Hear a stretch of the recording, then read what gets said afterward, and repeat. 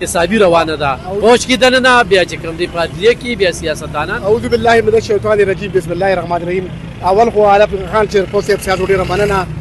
چې تاسو د خلکو مسایل یا یو کوم خاص کر د پښتنو لپاره دا کوي د قوم لپاره کوي چې د صوبه د پسماندګۍ نه چې پوسنی کوم حالات دي چې د دین اوزي لکه مایوسی د قوم ډیر زیات په یو سسپنس کې په یو سوچ کې په یو غم کې په دې چې په دا چلیږي د چا سوچ نشته چې والی دا سب د ذخیره د بودي معاشرتي برایان دي دلته پسماندګي ده دلته چې کم دینو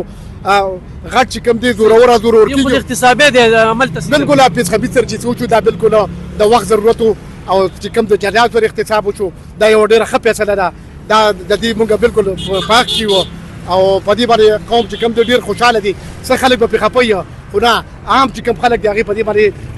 شکر ادا کوي چې دا څه قسم د خلک اوزي او دا په جیل کې چې کم یو دی کنه د په کار دي سیاستدانانو ډېر اخلاقانی کړي چې دوی سره بالکل چې کوم سیاستدانان کرپټ چې غونی سي او اقتصاد وسره وشي او باقاعده سزا ورکړي چې دا سزا ورکړي چې د غیر نور خلک هم دغه والی سبق مو سزا چې ورکړي شي.